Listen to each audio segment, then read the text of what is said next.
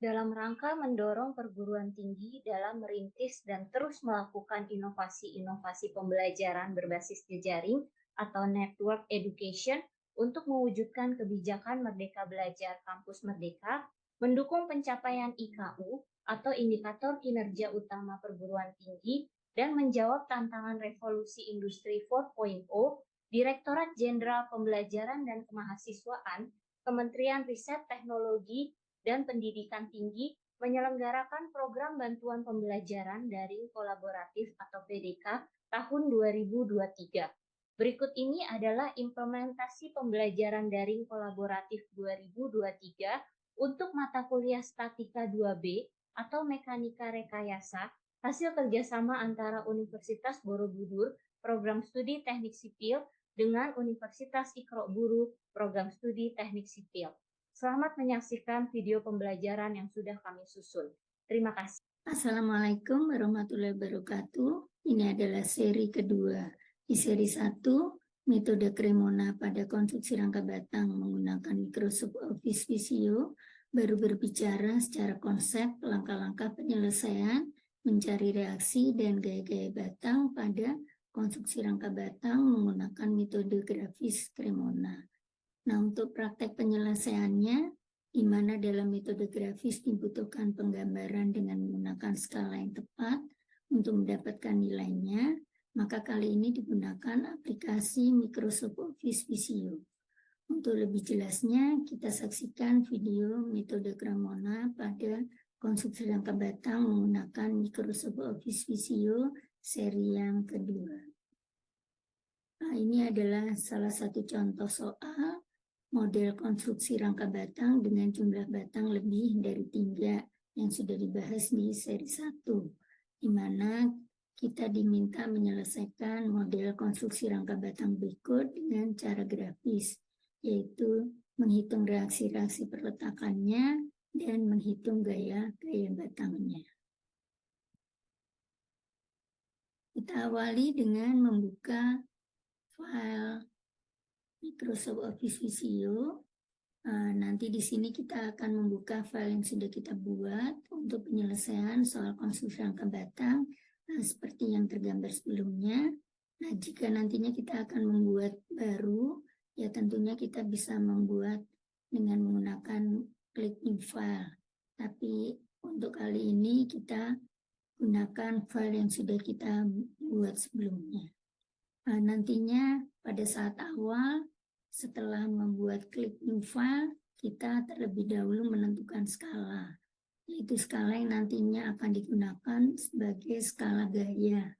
Nah, karena dalam beban di soalnya adalah satuannya ton, maka kita bisa gunakan skalanya, misalnya 1 cm mewakili 1 meter.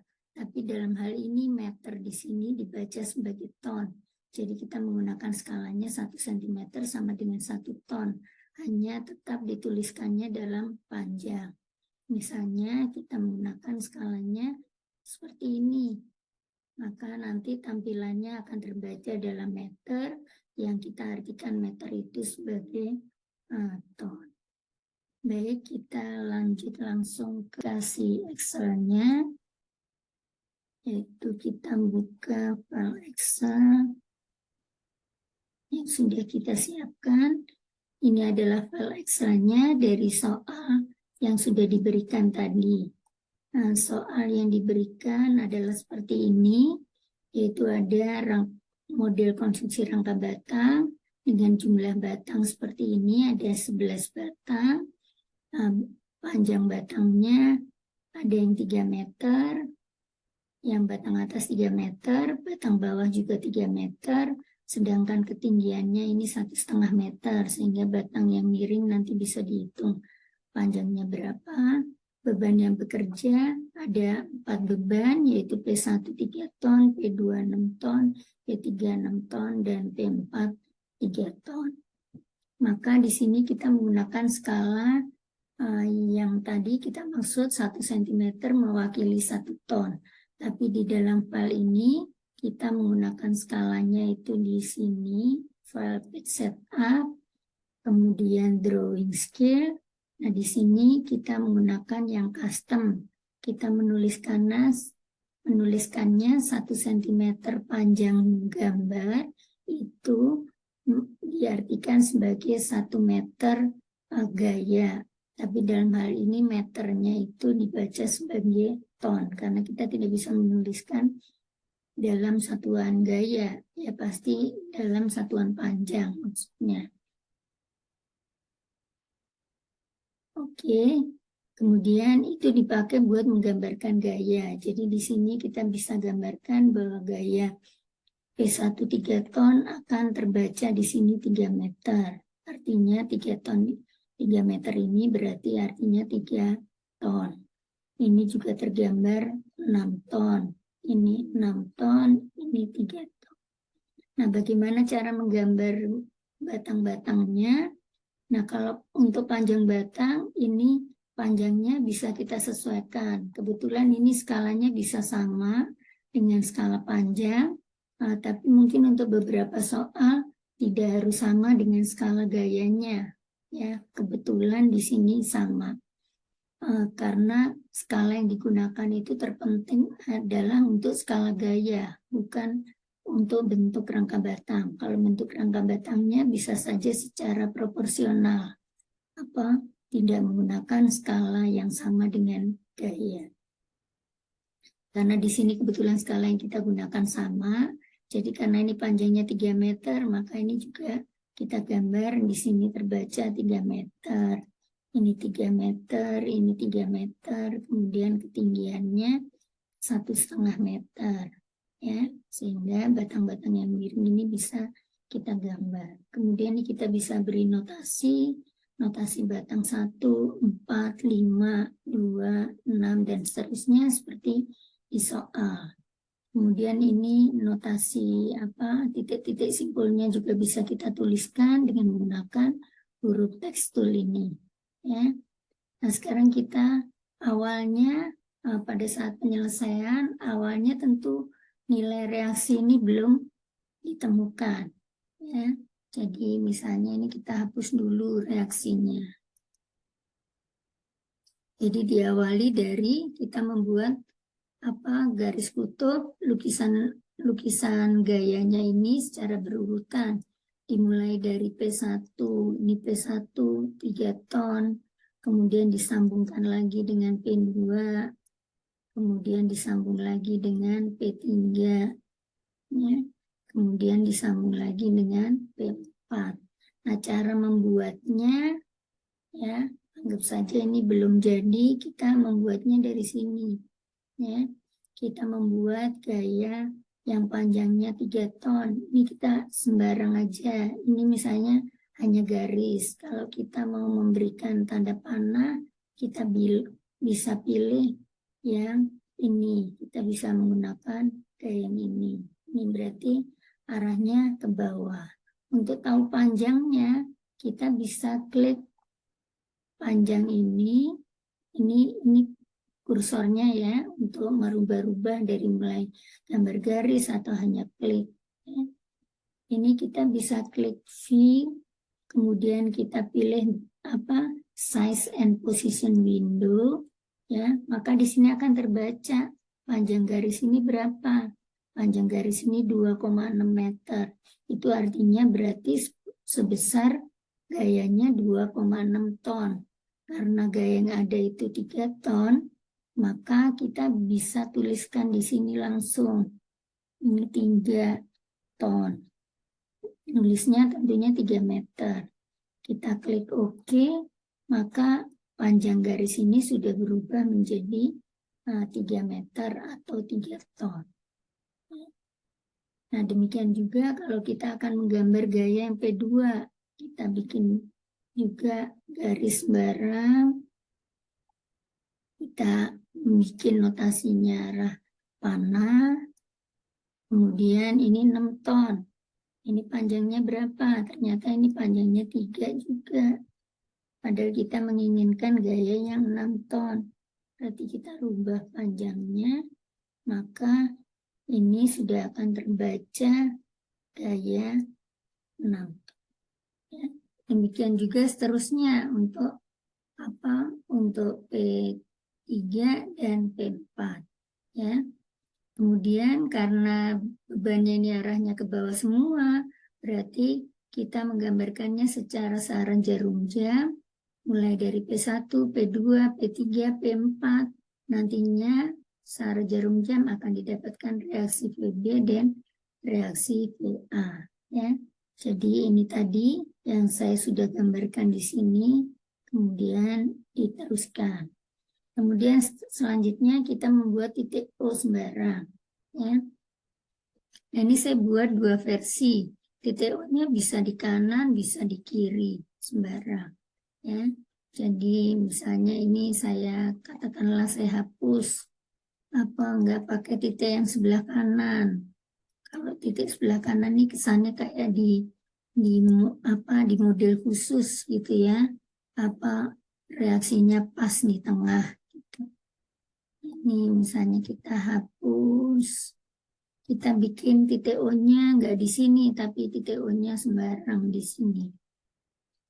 Berarti kalau kita bikin titik O-nya di sini, ya awalnya garis-garis ini belum ada sih. Ya, titik O-nya kita buat di sini, baru kalau sudah dapat titik O, baru kita tarik garis ke sini secara berurutan. Ini berarti garis kutub 1, ke sini berarti garis kutub 2, kemudian dari sini garis kutub ketiga, ini nggak ada dulu ya, ini kita hapus dulu, ini garis kutub ketiga, ini garis kutub keempat, terakhir garis kutub kelima. Jadi jumlah garis kutub sama dengan jumlah beban ditambah 1. Ya.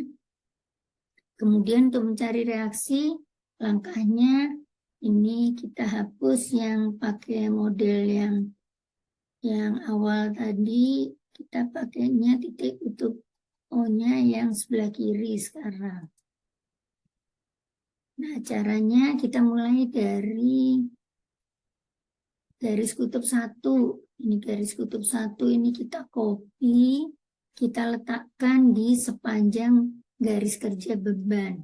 Jadi sebelumnya kita membuat dulu garis kerja beban. Ini garis kerja beban P1, garis kerja beban P2, garis kerja beban P3, dan garis kerja beban P4.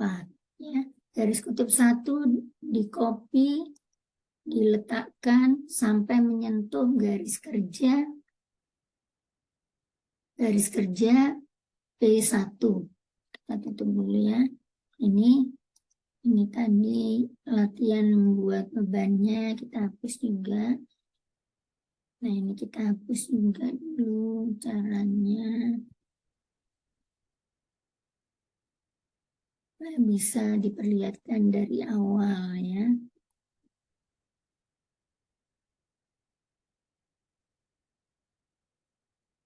Nah, ini garis kutub 1 sampai menyentuh beban garis kerja beban P1.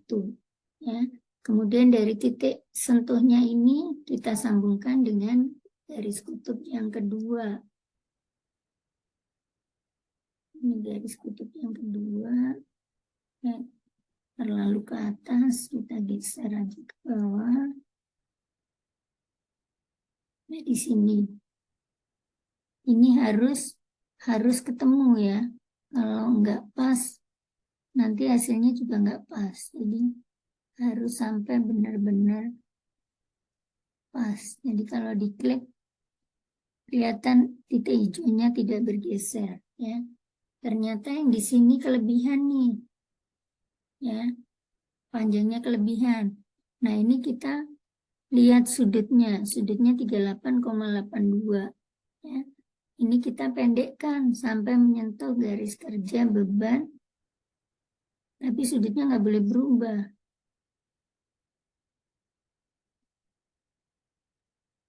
Nah, ini ya 38,82 karena yang dipakai adalah arahnya, ya. Jadi sisanya tadi dipotong. Kemudian kita lanjutkan dengan garis kutub yang 3. Nah, kita letakkan nyambung dari sini.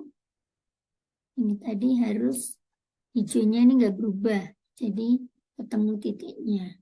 Ternyata ini juga kepanjangan. kita baca sudutnya 48,08 derajat. Berarti ini kita pendekin sampai, tapi nggak boleh berubah sudutnya. Ya.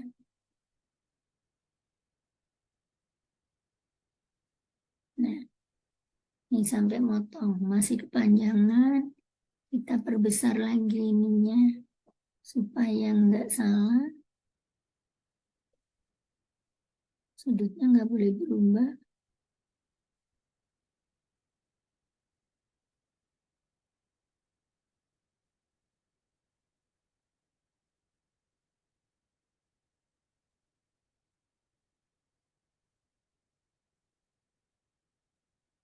Agak susah ya.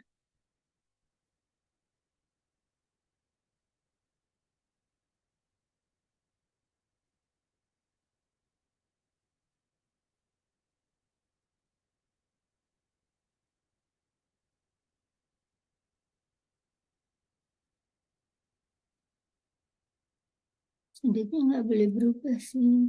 Ulang lagi.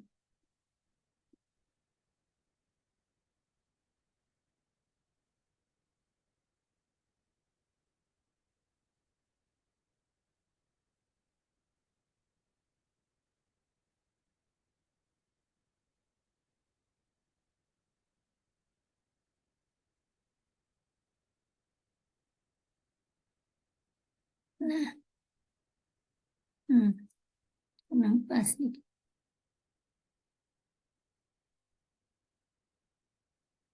Nah, deh ya. Sapas kita kecilin lagi. Nih. Nah, kita sambung lagi dengan batang garis kutub 4. Kita sampai ke sini harus bertemu pas. Nah, kalau bergeser kita perbesar supaya bisa pas.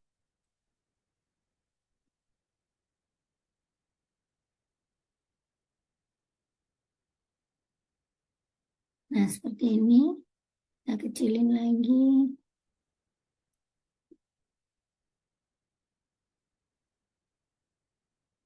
Nah, sekarang tinggal garis kutub yang terakhir, tapi ini kepanjangan juga. Berarti kita potong lagi sampai motong garis kerja ini ya.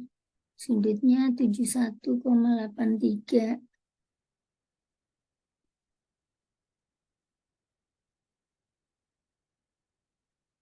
Nah, ya, sampai pas. Kemudian kita kecilin lagi skalanya.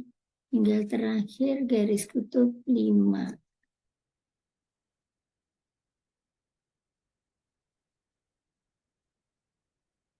Nah, ini harus sampai pas ya. Ini nggak pas. Kita berbesar lagi. Ini harus menyentuhnya harus yang pas. Nah, ini. Nah, pas. Kita kecilin lagi. Nah, itu menggambar garis kutubnya. Ya. Setelah menggambar garis kutub semuanya, untuk mencari reaksi itu adalah letak reaksinya di mana. Letak garis kerja reaksi di sini dan di sini. Maka garis kutub itu yang ada potongannya di mana? Di sini dan di sini. Ya.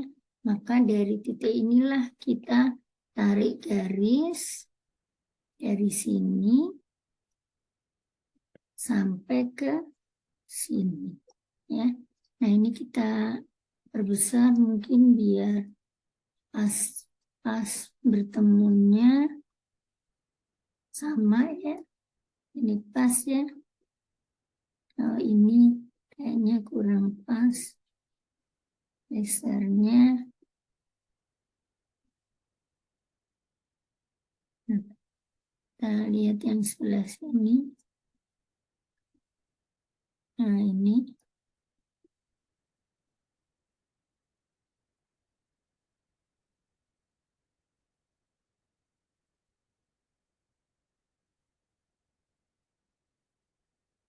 Nah, ini harus pas ya.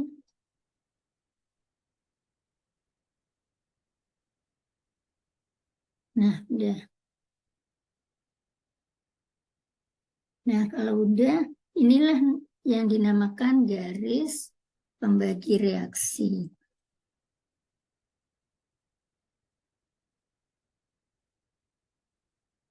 Garis pembagi reaksi ini, kemudian kalau sudah diperoleh garis pembagi reaksi, ini kita taruh di sini, di titik kutub O, sampai motong ke sini. Ternyata motongnya ke sini.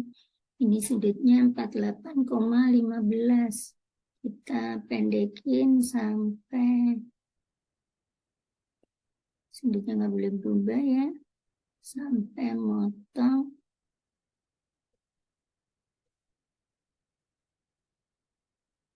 sudutnya nggak boleh berubah. Sampai motong beban ini. Ya. Kita berbesar.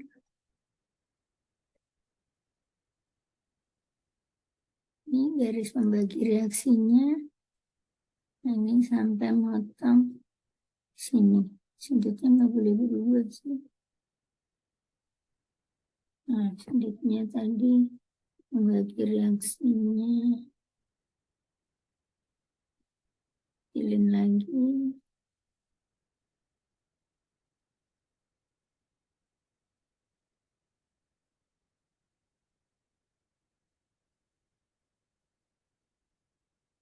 Bagi reaksinya ini sudutnya berubah ya. Berarti harus kita aduk size-nya. Nah, ini kita ulang lagi. Iya, sampai motong.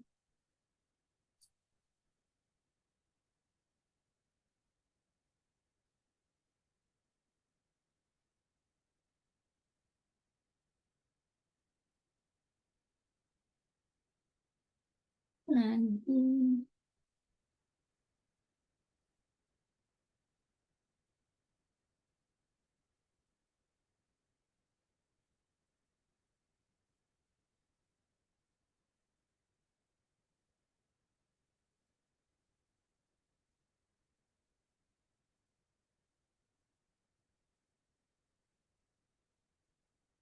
Nah, di sini ya. Maka titik letaknya di sini, sehingga didapatlah reaksi yang di bawah. Maka reaksi yang dari bawah sampai ke motong, ini adalah reaksi RB-nya dari bawah sini sampai sini. Ternyata ini pas dapatnya. Ini bukan beban yang merah ini ya. Yang beban yang merah.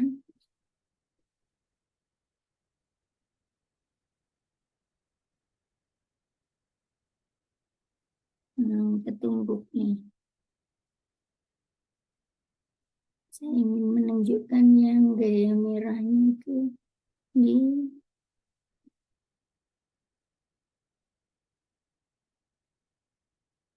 ini nih. Ini bebannya aslinya kan di sini ya. Nih.